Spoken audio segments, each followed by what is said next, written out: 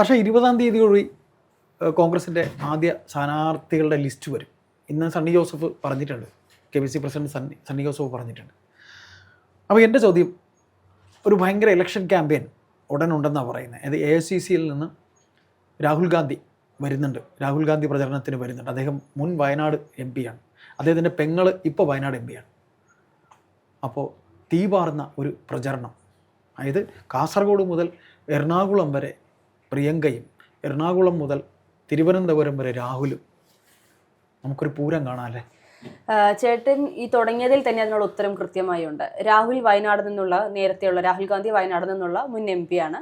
പ്രിയങ്ക ഗാന്ധി ഇപ്പോഴത്തെ വയനാട് നിന്ന് വിജയിച്ച MP ആണ്. സ്വാഭാവികമായും ഇവരെല്ലാവരും, ഇപ്പോൾ ഇവർ രണ്ടുപേരും മാത്രം വരുമ്പോഴാണ് നമ്മൾ അങ്ങനെ സ്റ്റാർ ആയിട്ട് കൊടുക്കുന്നത്. മറ്റു പല MP മാരും കേരളത്തിൽ വന്ന് സജീവ പ്രവർത്തനങ്ങൾ ആരംഭിച്ചു കഴിഞ്ഞു. എനിക്ക് തോന്നുന്നു അവർ വരുന്നത് കുറച്ചൊരു വൈകിപ്പോയി എന്ന് നമുക്ക് പറയേണ്ടി വരും.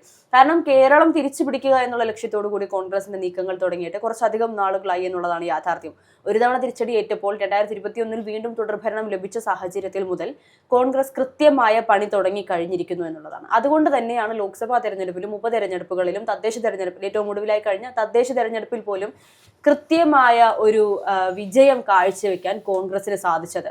എപ്പോഴും പൂർണ്ണ വിജയം എന്ന് പറയുന്നില്ലെങ്കിൽ പോലും ഒരു പരിധിവരെ കേരളത്തിൽ ഒരു UDF തരംഗം ഉണ്ടാക്കാനും കോൺഗ്രസിന്റെ തിരിച്ചുവരവ് കാണിക്കാനും ഇവർക്ക് തദ്ദേശത്തിലും അതിനു മുൻപുള്ള ലോക്സഭാ തെരഞ്ഞെടുപ്പിലും ഉപതെരഞ്ഞെടുപ്പുകളിലും സാധിച്ചിട്ടുണ്ട്. ഇനി രാഹുൽ ഗാന്ധിയും പ്രിയങ്ക ഗാന്ധിയും കേരളത്തിലേക്ക് വന്ന സ്വാഭാവികമായും ഒരു ചൂട് പിടിച്ച ഒരു മത്സരം തന്നെ കേരളത്തിൽ കാഴ്ചവെക്കാൻ സാധിക്കും.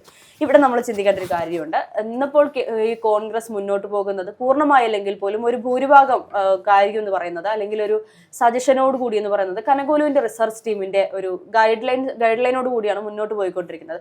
ആ ഒരു ഗൈഡൻസിന് പിന്നിൽ, അല്ലെങ്കിൽ കനകോലു കേരളത്തിൽ അവതരിച്ചതിന് പിന്നിൽ കാരണം നമുക്ക് എല്ലാവർക്കും അറിയാം. കർണാടകയിൽ എങ്ങനെയാണ് കോൺഗ്രസ് തിരികെ വന്നത്? BJPയിൽ നിന്നും കർണാടക തിരിച്ചു പിടിച്ച സമയത്താണ് സുനിൽ കനകോലു എന്നുള്ള പേര് വലിയ രീതിയിൽ ശ്രദ്ധ ആകർഷിച്ചത്.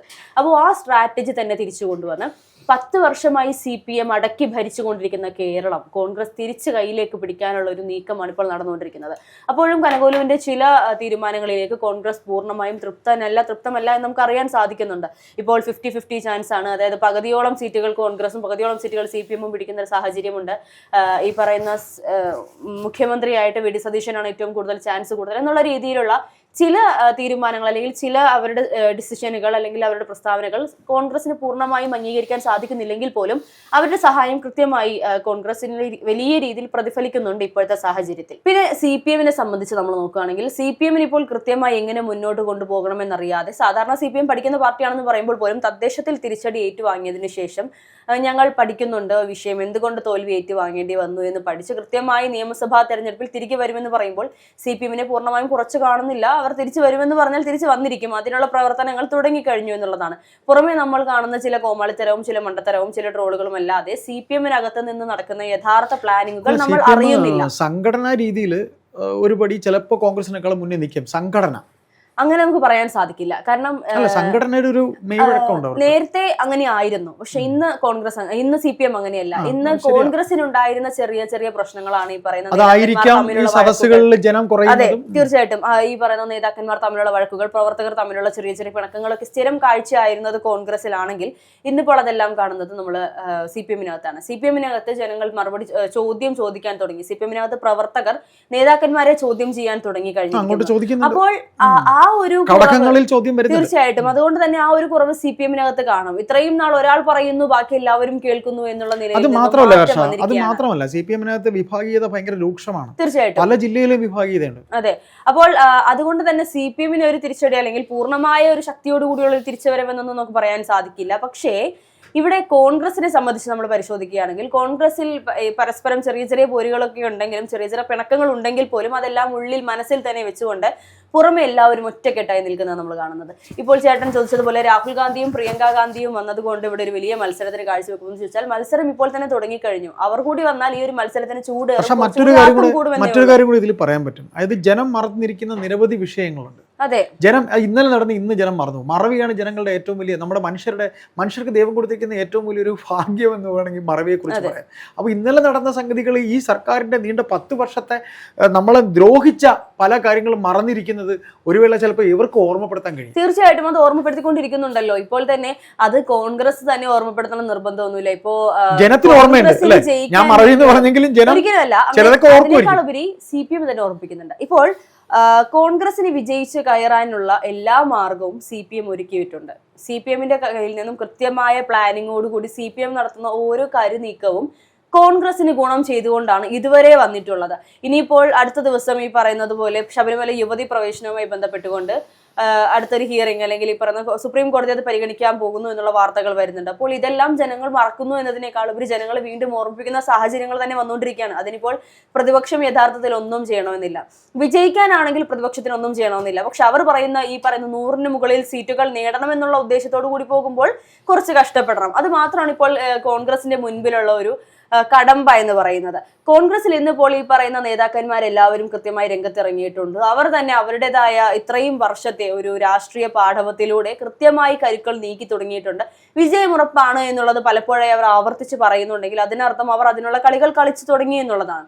പക്ഷേ ഈ പുലി പതുങ്ങുന്നത് ഒളിക്കാനല്ല മറിച്ച് കുതിക്കാനാണ് എന്നൊക്കെ ചില സിനിമകളിലെ ഡയലോഗൊക്കെ പോലെ CPM ഇപ്പോൾ ഒന്ന് പതുങ്ങി നിൽക്കുന്നത് വരുന്ന നിയമസഭാ തെരഞ്ഞെടുപ്പ് വളരെ അടുത്തു നിൽക്കുമ്പോൾ സ്വാഭാവികമായിട്ട് ഇനി 1 മാസം മാത്രമാണ് ബാക്കിയുള്ളതെന്ന് തോന്നുന്നു. അപ്പോൾ ആ ഒരു സമയത്ത് കുറച്ച് ദിവസങ്ങൾക്ക് ശേഷം ഒരു തിരിച്ചുവരവ്, പെട്ടെന്നൊരു തിരിച്ചുവരവ്, വളർച്ച. ഒരിക്കലും ഒരു പുലി പതുങ്ങുന്നതുമല്ല, അവർക്കുള്ള തിരിച്ചുവരവും ഉണ്ടാവാൻ പോകുന്നില്ല.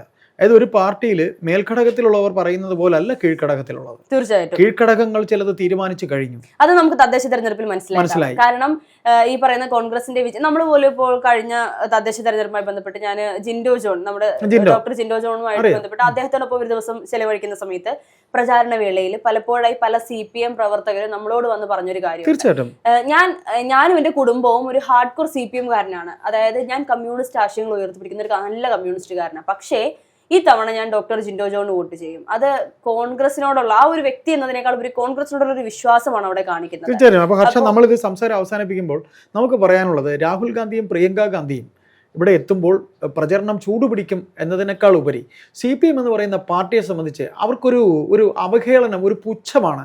കോൺഗ്രസ് എന്ന് പറയുന്ന പാർട്ടി പലതും ചെയ്യുമ്പോൾ അതിനെ ഒരു അറിഞ്ഞുകൊണ്ടൊരു അവഹേളിക്കലുണ്ട്, ഒരുതരം കളിയാക്കലുണ്ട്.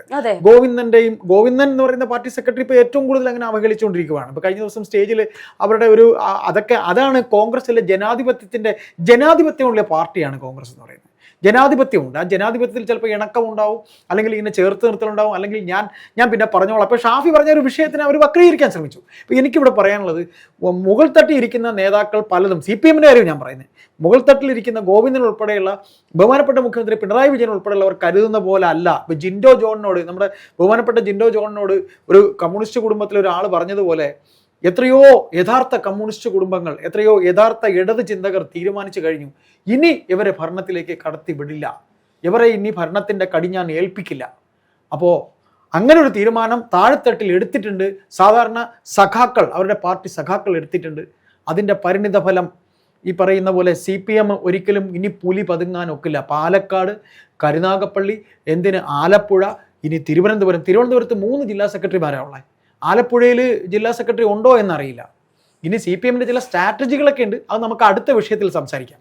തീർച്ചയായിട്ടും അത് പറഞ്ഞ് നമുക്ക് അവസാനിപ്പിക്കാം സംസാരം. അതായത് രാഹുലും പ്രിയങ്കയും എത്തുമ്പോൾ പറഞ്ഞോളൂ. രാഹുലും പ്രിയങ്കയും എത്തുമ്പോൾ ഞാൻ നേരത്തെ പറഞ്ഞത് തന്നെ എനിക്ക് വീണ്ടും ആവർത്തിക്കാനുള്ളൂ. മത്സരം ചൂടുപിടിക്കുമെന്നുള്ളതിനേക്കാൾ ഉപരി കുറച്ചുകൂടി ആക്കം കൂടും. കോൺഗ്രസിന്റെ ഇപ്പോഴത്തെ നേതാക്കളുടെ ഒരു മത്സര ബുദ്ധി കുറച്ചുകൂടി അധികരിക്കും എന്നുള്ളത് തന്നെയാണ്.